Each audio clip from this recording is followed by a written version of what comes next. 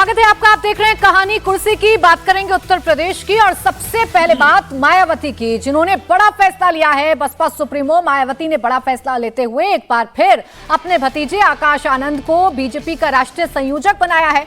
आकाश आनंद को फिर से एक बार बड़ी जिम्मेदारी दी गई है।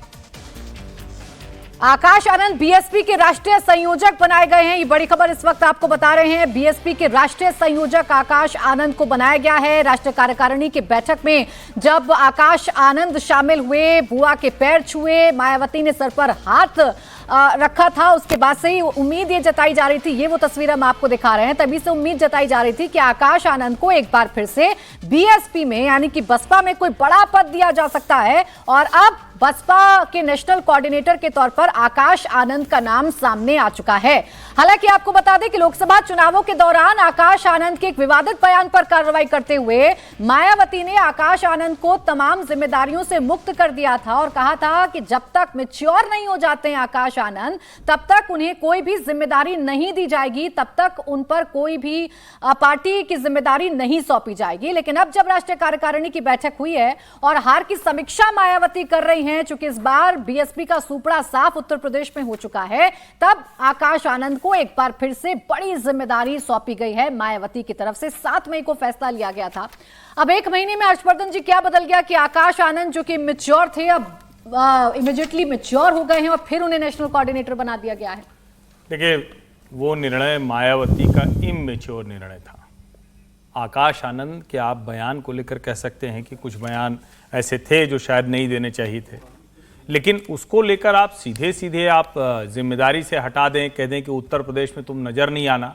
और जबकि परिणाम भले चाहे जो हो, राजस्थान विधानसभा चुनाव के समय आकाश आनंद ने बड़ी मेहनत की, बाकायदा यात्रा निकाली।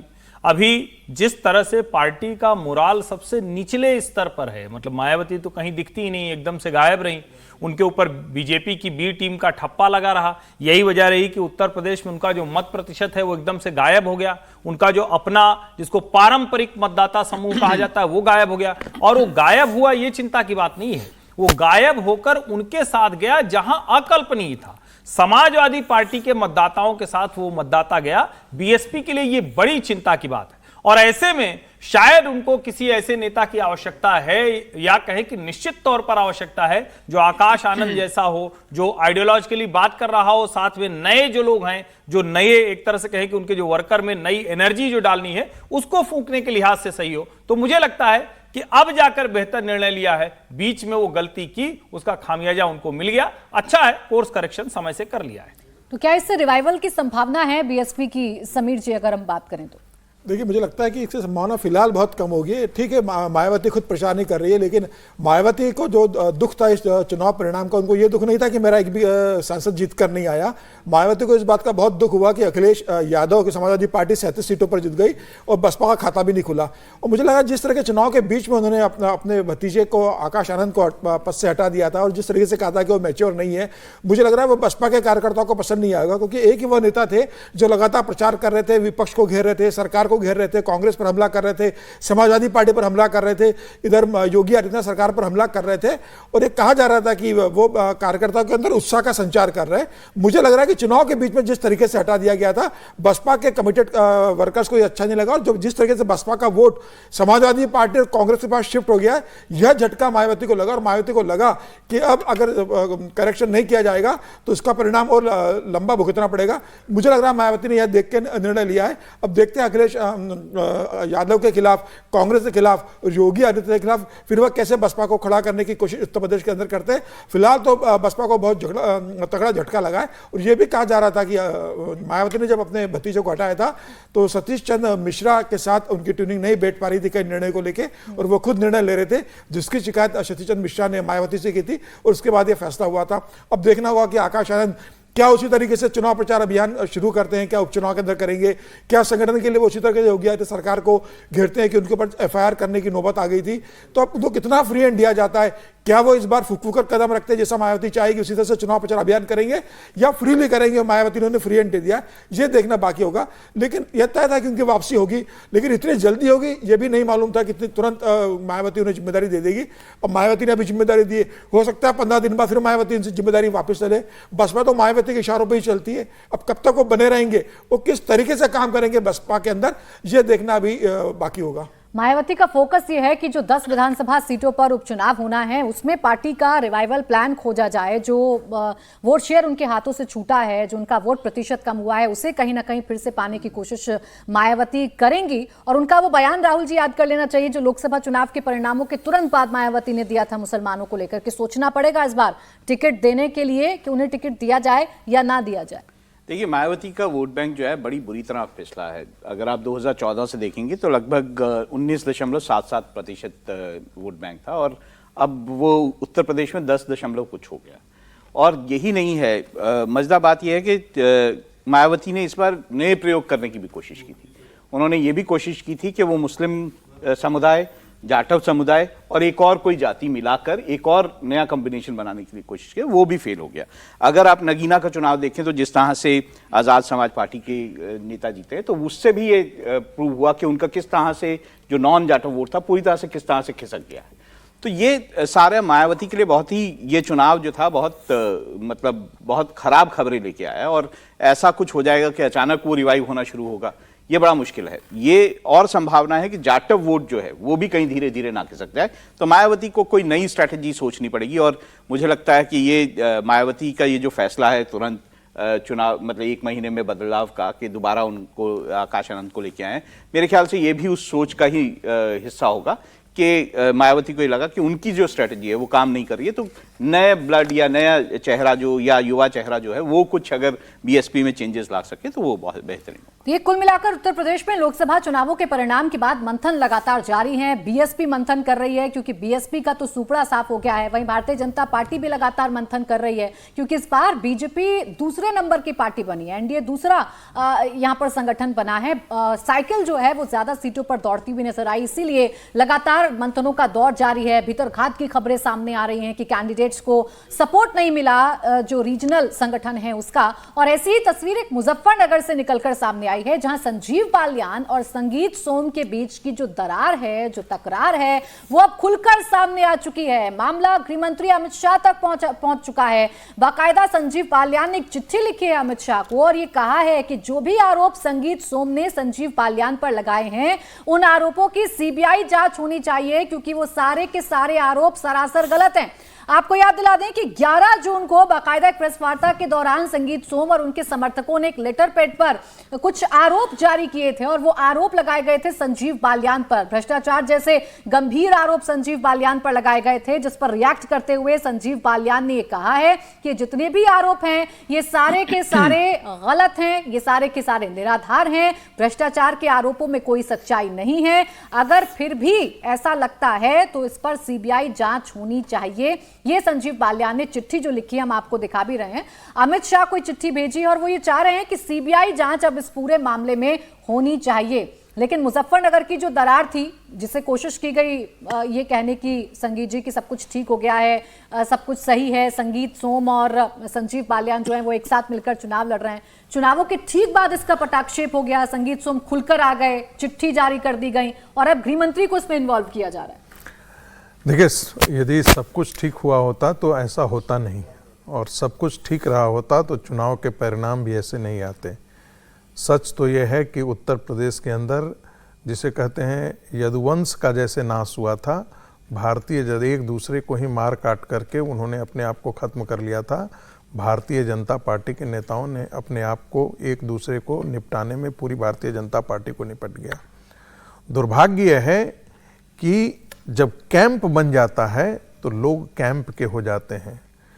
वो किसी द्रोण के शिष्य अर्जुन होंगे तो कोई परशुराम शिष्य होगा, कोई किसी और का शिष्य होगा। भारतीय जनता पार्टी का वो शिष्य नहीं बना नहीं रहता है। आज ये स्थिति नौबत आई कि संजीव बालियान और संगीत सोम दोनों एक दूसरे के खिलाफ पब्लिक डोमेन में जा रहे हैं। मुझे लगता है कि इससे ज़्यादा कुछ और ज़्यादा गलत हो नहीं सकता और भारतीय जनता पार्टी का जो राष्ट्रीय नेतृत्व है और जो जो जो प्रदेश नेतृत्व है, दोनों को इस पर कठोर कार्रवाई करनी चाहिए और दोनों के खिलाफ की जानी चाहिए कार्रवाई। ठीक है कि राजनीति में एक दूसरे को खींचतान चलते रहती है, ऐसा नहीं है कि इसे भारतीय जनता पार्टी में होती है और कांग्रेस में नहीं होती है। आप हरियाणा चले जाएं तो आपको कुमारी सैलजा, कई कैंप आपको मिल जाएंगे, लेकिन इन कैंप ने ही कांग्रेस पार्टी का सत्यानाश किया। यदि भारतीय जनता पार्टी में भी यदि कैंप बन जाएंगे और कैंप इस स्तर पर हो जाएंगे कि वो दो एक दूसरे को ही निपटाने में लग जाएंगे, तो भारतीय जनता पार्टी पूरी निपट जाएगी। ये इस चुनाव का सबसे बड़ा जो बुरी तस्वीर निकल कर आई है वो यही आई है। एक नहीं, ऐसे कम से कम 40-50 कंस्टिट्यूएंसी हैं जहां पर हम लोग जैसे एक छोटे व्यक्ति को जब पता लग रहा है कि यहाँ पर इन्होंने इसको निपटाया, यहाँ पर इन्होंने इसको निपटाया, यहाँ पर ये निपटाया, यहाँ पर यदि ये जाते मान जाता, यह चीज़ें हो जाती, यहाँ ऐसे किया जाता तो ऐसे हो जाती। सामान्य कार्यकर्ता भी जो है वो टेलीफोन करके, कभी व्हाट्सएप पे मैसेज करके भेजता है। उनको लगता होगा कि ये आदमी तो टेलीविज़न पर आता है, इसकी तो बहुत गहरे तक कहीं ना कहीं जानकारी होगी, ये बता देगा, ये सोच करके बेचारे वो करते हैं। लेकिन उन्हीं की भाषा को हम आर्टिकुलेट करें तो सच्चाई तो यह है कि संघर्ष अपने अंदर है। सत्ता जब आती है तो संघर्ष अपने अंदर ज़्यादा पैदा होती है। पुराने कार्यकर्ताओं की और नए कार्यकर्ताओं का संघर्ष एक अलग नए तरीके का संघर्ष भारतीय जनता पार्टी के अंदर है। जो आदमी कल तक किसी बसपा का था, परसों सपा का था, चारों ओर घूम घाम करके आकर के 25 साल 40 साल से बैठे हुए कार्यकर्ताओं का बाप आकर के बन जाता है, तो यही चीजें जो है वो रोष बन जाती है। कल के नए नए नौजुवक आकर के और फिर वो सर्टिफिकेट देना शुरू करते हैं पुराने कार्यकर्ताओं को, ये काम नहीं कर रहे हैं। अरे कैसे काम करेगा, वो तो बैठ ही जाएगा। वो देख रहा है ना कि नया कबूतर आया है बाहर से उड़ते हुए आकर के हमारे घोंसले के आसपास आकर के, और मालिक बैठा हुआ है। संजीव बालियान और इनमें दो बड़े वरिष्ठ कार्यकर्ता, एक विधायक है, दूसरा सांसद है, मंत्री रहे हैं। एक जाट आइडेंटिटी को रिप्रेजेंट करता है, दूसरे राजपूत आइडेंटिटी को रिप्रेजेंट। क्या राजपूतों का कोई एक बड़ा नेता नहीं हुआ जो जाकर के संजीव बालियान को संगीत सोम को समझाए कि नरेंद्र मोदी के लिए हम लड़ रहे हैं, हम किसी एक दूसरे को नहीं जिता रहे हैं, हम नरेंद्र मोदी के लिए लड़ रहे हैं। क्या जब आप अपने आप को कहते हैं, आप जातीय अस्मिता के आप प्रतीक बन जाते हैं, चाहे वो जाट का भी नेता हो, या किसने जाकर के मेहनत किया। मैं पूछना चाहता हूं इन लोगों से, जो जाट अस्मिता के प्रतीक बने हुए थे, उन्होंने जाकर के जाटों को बीच में जाकर के कैसे हुआ कि जाट समुदाय जो 14 के बाद पूरे साथ भारतीय जनता पार्टी के साथ आए, जिसने अजीत सिंह को हराया और उस विकट परिस्थिति में हराया जब अजीत सिंह जो है वो समाजवादी पार्टी के साथ खड़े थे, तब जाकर के उनको पीटा मुजफ्फरनगर में, क्योंकि जाटों को लगता था कि भारतीय जनता पार्टी उनकी बहु बेटियों की इज्जत बचाई है, और उन ताकतों से जो दंगे कर रहे थे उनके खिलाफ हमारी बहु बेटियों की इज्जत बताई है। वो वोट बैंक आपसे कैसे चिटक करके चला जाता है, इसको सोचने वाला कोई नहीं है। अब तो खुलकर सामने आ रहा है ना, अब तो चिट्ठियां पर चिट्ठियां सामने आ रही हैं, दोनों के बीच की तकरार, दोनों के खिलाफ कार्रवाई होनी चाहिए। आप अपने संगठन की लड़ाई को पब्लिक ले जाने का आपको अधिकार ही नहीं है। यदि केंद्रीय नेतृत्व कुछ नहीं करे, यदि राज्य का नेतृत्व नहीं करे, तब जाकर के बात समझ में आती है। लेकिन जब तक ये चीजें आप निपटा नहीं, मैं क्योंकि दिल्ली वाली खबर की चर्चा कर लेनी भी जरूरी है, आम जनता से जुड़ी हुई ये खबर है। लगातार दिल्ली के लोग परेशान हैं, जनता पानी के लिए त्राही मांग कर रही है, लेकिन दूसरी तरफ सियासत परवान चढ़ रही है। आज आम आदमी पार्टी की डेलीगेशन ने दिल्ली के एलजी वी के सक्सेना से मुलाकात की। आप नेताओं ने एलजी से रिक्वेस्ट की है कि वो हरियाणा सरकार से दिल्ली को पानी देने को लेकर बात करें। दिल्ली के उपराज्यपाल आप सरकार के रवैये पर पहले ही सवाल उठा चुके हैं। उपराज्यपाल ने बिना नाम लिए अपने स्टेटमेंट में लिखा कि दिल्ली के नेता पानी के मुद्दे पर सिर्फ राजनीति कर रहे हैं, वो मामले का समाधान नहीं चाहते। वहीं दिल्ली की जल मंत्री आतिशी अनिश्चितकालीन अनशन पर बैठी हैं। उनका कहना है कि वो हरियाणा से दिल्ली के हक का पानी दिलाकर रहेंगी, लेकिन आतिशी जिस जंगपुरा इलाके में अनशन कर रही हैं, वहां के लोगों का कहना है कि वो सिर्फ कुछ घंटे के लिए आती हैं और ऐसे अनशन से पानी की समस्या का हल होने वाला नहीं है। ये अनशन से पानी का कैसे हल हो जाएगा, ये बताओ। क्योंकि ये अनशन में बैठी है तो पानी का समस्या कैसे हल होगी। अरे यहाँ बैठा कौन है, कौन भी नहीं बैठा हुआ। ये तो अब रास्ता बंद करके हम पब्लिक को परेशान कर रखा है। 1 घंटे के लिए आती है, एसी चल रहे हैं, बैठ के चली जाती है, शाम को फिर 1 घंटे के लिए आएगी और चल देगी। इस तरह हमने नहीं देखा। अनशन का मतलब होता है कि रेगुलर बैठना। तो पटना सुबह जरा बाबूजी ने बोला कि सुबह आए, शाम को आए, शिफ्ट में काम हो रहा है और बाकी अपना क्या कर रहे हैं क्या नहीं कर रहे हैं। अनशन में तो ये होता है कि लाइव सबके सामने बैठे रहो, दिखना चाहिए कि भाई अनशन में बैठी हुई है। तो सोचना ये पार्क में होना चाहिए था, ये जगह अनशन के लिए नहीं है। और जो अनशन करना हो तो हम कहते हैं अनशन करो, लेकिन जो जायज चीज पे तो करो। जब यहाँ पानी आ रहा है यहाँ क्यों करो, जिस जगह पानी नहीं आ रहा वहाँ करो। अब देखिए, लोगों को आपने सुन लिया, अनशन तो किया जा रहा है राहुल जी, और लोगों को सुनकर ये समझ में आ रहा है कि अब उन्हें सियासत नहीं, नेताओं के ड्रामेबाजी से नहीं, अब उन्हें एक्शन चाहिए, उन्हें सोल्यूशन चाहिए, पानी चाहिए। देखिए, लोगों की बातों से ये समझ आ रहा है, नौटंकी को हम आदमी को भी पता लग गया है। लोगों को ये समझ आ रहा है कि राजनीति कहाँ हो रही है और काम कहाँ हो रहा है, वो समझ आ रहा है उनकी बातों से। तो बिल्कुल साफ है कि लोग ये मानते हैं कि आपको जिस तरह से भी रिजॉल्व करना है आप करिए। वो मैं दोनों के लिए बोल रहा हूँ, वो केंद्र सरकार के लिए भी बोल रहा हूँ और ये आम आदमी पार्टी की जो सरकार है दिल्ली में उसके लिए भी बोल रहा हूँ। देखिए, ये सब जानते हैं कि समस्या है, ये भी सभी जानते हैं कि उत्तर प्रदेश, हरियाणा, हिमाचल, इन सब से पानी आता है। सबको पता है कैसे आता है, किस कनाल से आता है, किस तरह से वो 9 प्लांट हैं वो साफ करते हैं, यमुना में पानी कम है या कैसा प्रॉब्लम हो रही है, सब जानते हैं। लेकिन उसका सलूशन जो है वो केंद्र और यहाँ पर दिल्ली की सरकार को मिलकर ही करना है। और दिल्ली की सरकार को हरियाणा से बात करनी पड़ेगी, दिल्ली की सरकार को उत्तर प्रदेश सरकार से बात करनी पड़ेगी, दिल्ली की सरकार को हिमाचल से बात करनी पड़ेगी ताकि पानी आ सके। उसके अलावा कोई और सोर्स है नहीं दिल्ली के पानी का। और दिल्ली का जो एक और सोर्स था जिसमें वो, जिसे आप रैनी या कुएं बोलते हैं, जिससे वो ग्राउंड वाटर को निकालते थे, उसकी भी हालत अब पतली हो चुकी है, उसमें भी उतना पानी नहीं निकलता। तो समस्या जो बिल्कुल सामने है उसको रिजॉल्व करने की जरूरत है। अब ये रिजॉल्व होगी कैसे, क्योंकि एलजी से जाकर मुलाकात आम आदमी पार्टी का डेलीगेशन कर रहा है। एलजी सवाल पूछ रहे हैं कि आपने 10 सालों तक क्या किया। कोई कोऑर्डिनेशन केंद्र और राज्य सरकार के बीच में हर्षवर्धन जी नजर नहीं आ रहा और इसीलिए उपाय होता हुआ नजर भी नहीं आ रहा। नहीं प्राची, मुझे लगता है कि ये कह के हम लोग इस निकम्मी सरकार को बचा रहे हैं। ये केंद्र और राज्य के बीच कोऑर्डिनेशन का मसला नहीं। क्या हम दूसरे किसी राज्य में ऐसी चर्चा करते हैं? क्या उत्तर प्रदेश में अभी पानी की समस्या हो जाए तो क्या हम कहेंगे कि नहीं ऊपर से उत्तराखंड से पानी आया कि नहीं, इसकी हम बात करेंगे?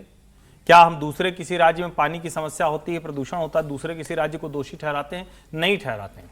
ये नई परंपरा अरविंद केजरीवाल ने राजनीति में आने से पहले शुरू की, राजनीति में आ गए तो कर रहे हैं। 2 बार प्रचंड बहुमत की, ठीक है, पहली बार तो उनको पूर्ण बहुमत नहीं मिला था तो कांग्रेस के साथ मिलकर उन्होंने सरकार बनाई थी। 3 बार के वो मुख्यमंत्री हो चुके हैं।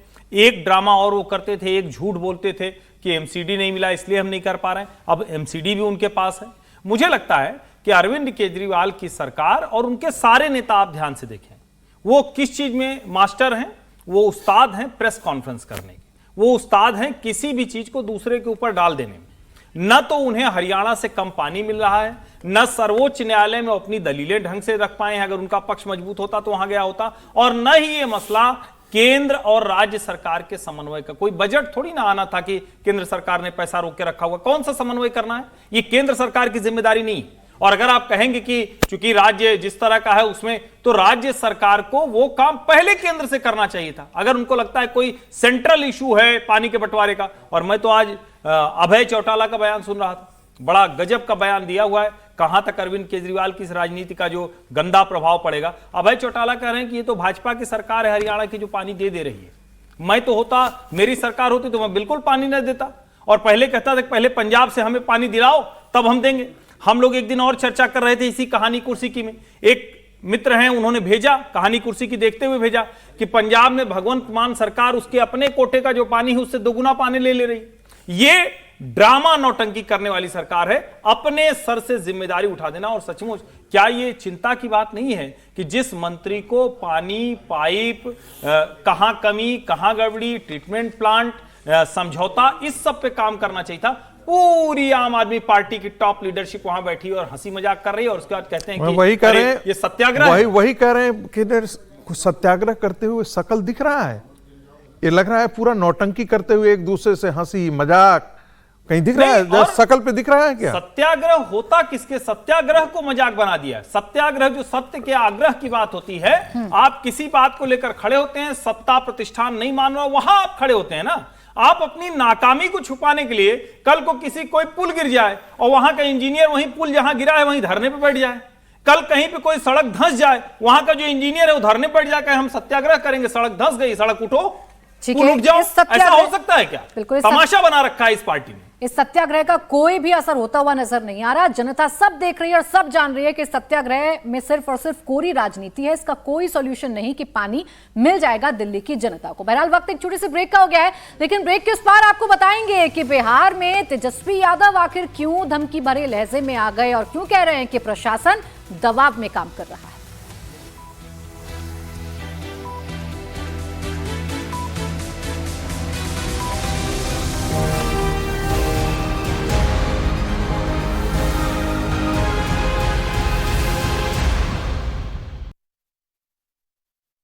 यहाँ भी वर्ल्ड क्लास यूनिवर्सिटी है। क्यूएस वर्ल्ड रैंकिंग्स ने चंडीगढ़ यूनिवर्सिटी को इंडिया की नंबर 1 प्राइवेट यूनिवर्सिटी कहा है। Show me. Chandigarh university is a world class university. See, with state of the art infrastructure, exceptional faculty and great placements, Chandigarh University has been ranked as the number 1 private university in India by QS World Rankings. ये नया भारत है रिया, सोच नहीं है। Future यही है। यही है Chandigarh university, elevating education for a brighter nation. निरंतर बढ़ती जिंदगी की रफ्तार, जहां वक्त कम और एक्शन ज्यादा, और इसी रफ्तार के साथ आपको रखेगा हर पल update India TV speed news channel. जब चाहें तब देखें सुपरफास्ट खबरें दिन भर, तो तुरंत जाइए अपने स्मार्ट टीवी के ऐप स्टोर पर और डाउनलोड कीजिए India TV speed news channel. 24 घंटे सुपरफास्ट खबरें, खबर जो सच दिखाए, जो निष्पक्ष हो, बिना किसी एजेंडा के हो, कोई बहस या शोर न हो, बस खबर।